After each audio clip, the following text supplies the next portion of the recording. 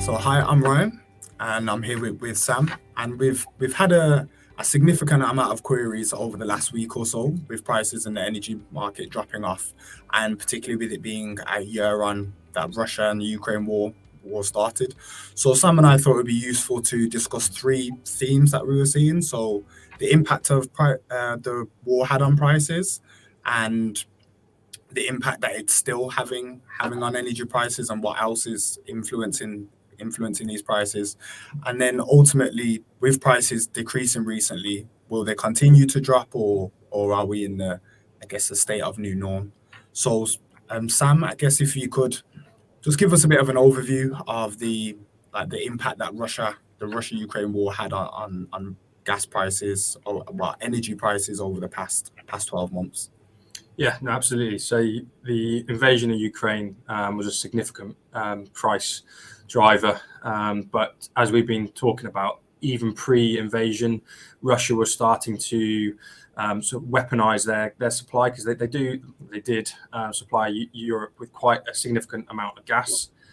So they were starting, even before the war, to use this gas supply as a bit of a weapon. This did see prices start to increase even before the invasion. Then the invasion happened, and there was a massive amount of uncertainty over what would happen to this remaining gas supply.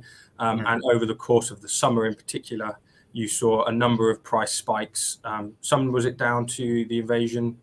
Nord Stream 1 was curtailed in sort of the volume that they were supplying. It then was blown up, so that was taking it completely out of the market.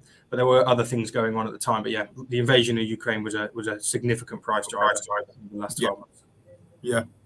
So I guess you kind of like mentioned, it's not obviously there was a lot going on with Russia focused stuff that was actually out, not necessarily centered just on the actual invasion itself. But I know if I cast my mind back, particularly I think around like the December 21 period, like there was amongst the various price spikes, Russia, the French nuclear situation was quite a big price driver. So do you mind, I guess, like touching on the influence that had, and what else was driving prices? Yeah, no, absolutely. I mean, conversations with customers about French nuclear availability have been ongoing for quite a number of months, if not years. So French nuclear power stations are a big contribution to its neighbouring, so France's neighbouring countries in terms of supply. UK receives energy via interconnectors. So with French nuclear being reduced, so availability being reduced, there was therefore less availability for its neighbours to take on increased supply when it needed so. And this caused risk to being a less reduced supply, higher demand, not being able to meet it. So December 21, we did see prices start to increase, and this was the French nuclear situation was one of the big price drivers even then, and it has gone on to now. I think what we talk about in the office about what's driving prices now and what's driven it over the last sort of 12 months, French nuclear being a big driver.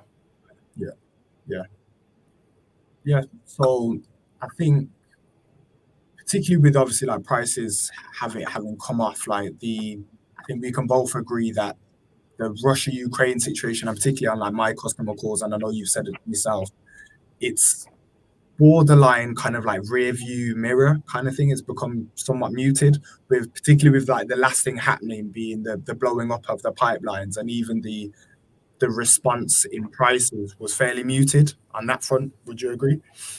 Yeah.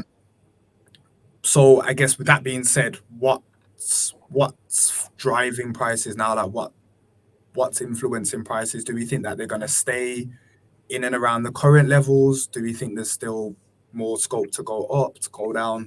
What do you think? I'll get to your last question last, because I think it's a crystal ball sort of question.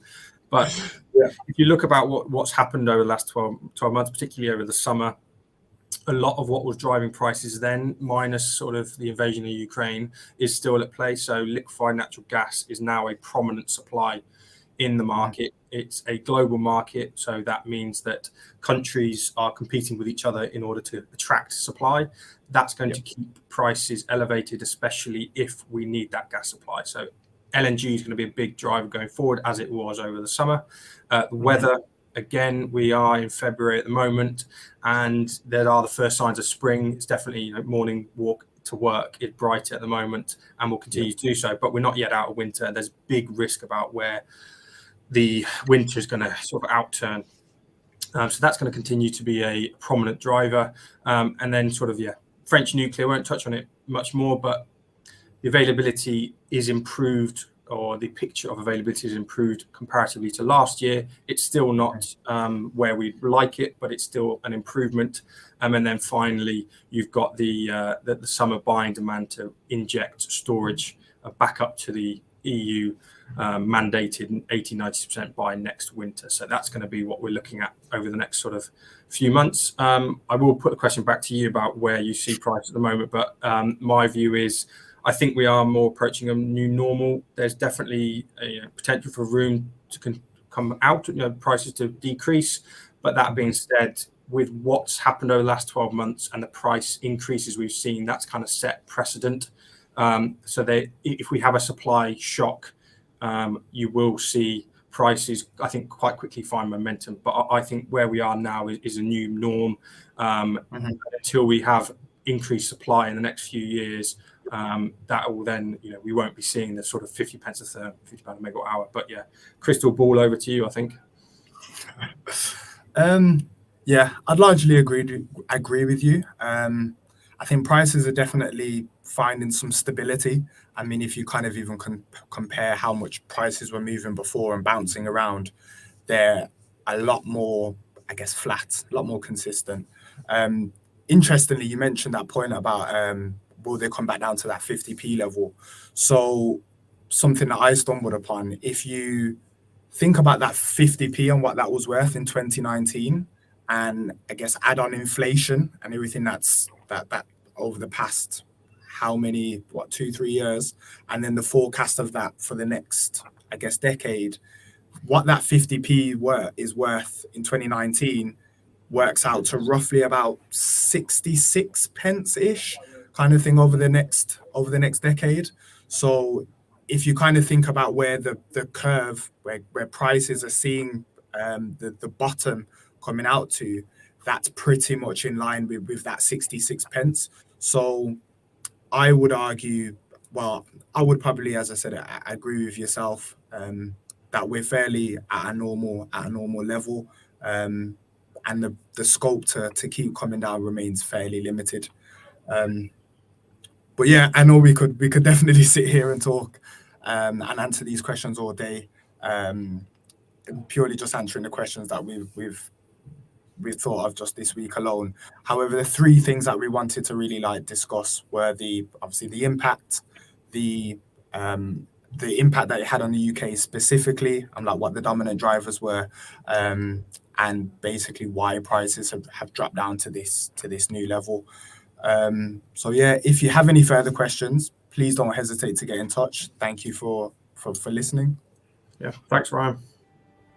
Appreciate it. Thanks, Sam.